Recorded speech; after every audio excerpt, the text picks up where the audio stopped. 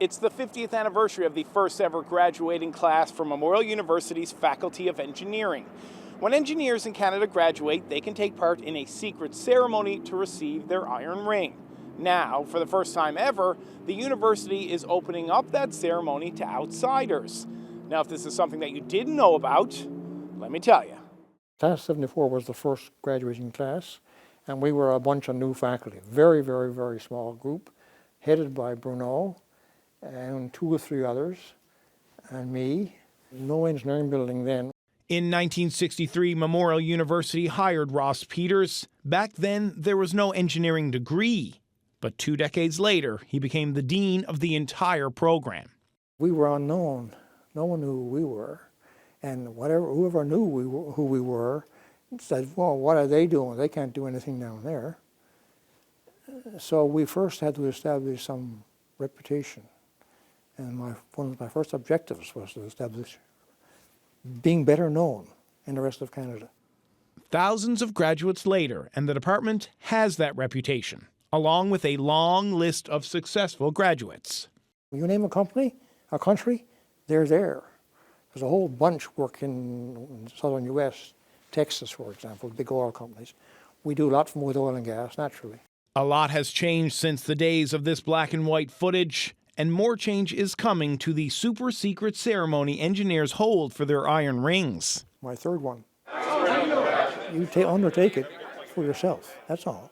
And the ritual that you go through is kind of archaic, but it tells you that, it tells people that you're going to put the public first and work in an ethical way and not be overconfident and all those things that you think make a good engineer.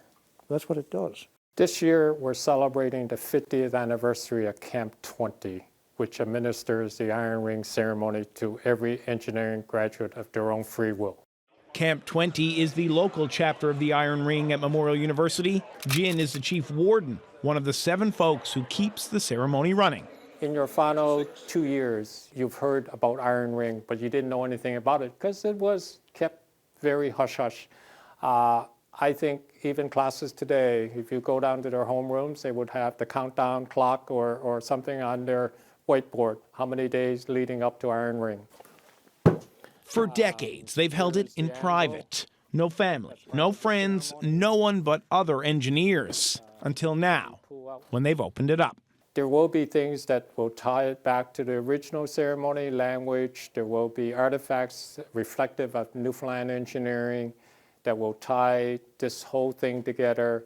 Of course, it's such an honor, and it feels surreal to be here today. On Wednesday night, more than 200 engineering students took part.